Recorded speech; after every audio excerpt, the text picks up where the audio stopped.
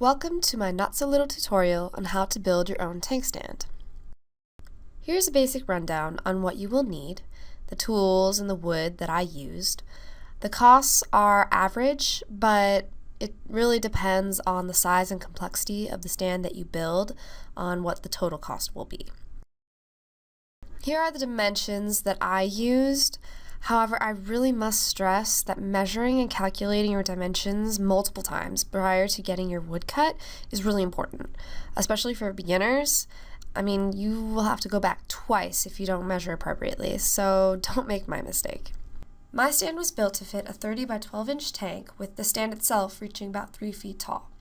Depending on your tank size, you'll want to adjust your dimensions, so be sure to take that into account when you are measuring. The one split into two sections by a small 2x4 is meant to give extra support to the top, where the vivarium will sit.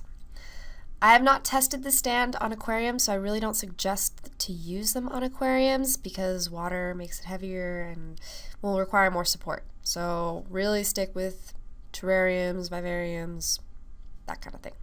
This is the inner framework, where the shelf will rest and the leg support will reside. Be careful with wood quality here. I had some trouble with wood warping, and if that happens, you're going to have to make some quick adjustments as you go, which can be a little bit annoying. The plywood slats here don't need to be touching, though they can be if you measure appropriately. I suggest using small nails, not the deck nails that I specified earlier, just because you don't need anything super heavy for these. So this is the time that you want to sand out all those rough edges that the raw wood inescapably will possess. Also, in hindsight, I should have painted here, since my original intention was to paint the entire thing black. However, if you want to do what I ended up doing, which was only painted certain parts, you'll just want to leave it alone for right now. Alright, time to connect it all together with the outer 1x4s. This is the secondary part to the leg, connecting the base and the top together, and thus securing the inner frame between the two. This provides overall strength to the structure. And also, on a side note, be sure where you put your nails. You don't want to drill into a spot where there's already a nail holding something else together. So here's where we separate out the beginners from the experts. If you know what you're doing, you should have already painted, as you won't have to do this step. But if this is your first woodwork project, I really suggest painting later than sooner, or using spray paint to avoid the hassle of all those nooks and crannies. This is why. Even after all your measuring and making sure everything fits appropriately, things can still happen and things will be uneven. Since this is for your vivarium, you want it to be level, so a sander, or in my case, a belt sander, is put to use here.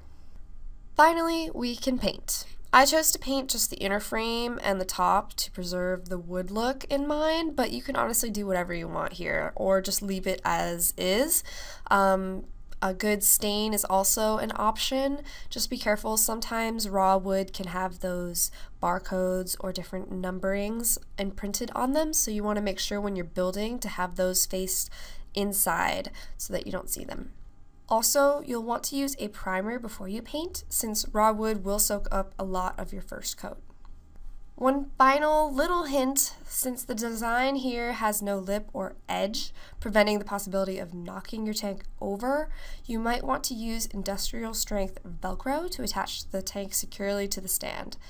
That's what I used here, and it works really, really well. Thank you for watching my not-so-little tutorial on how to build your own tank stand. Please feel free to like and share my video.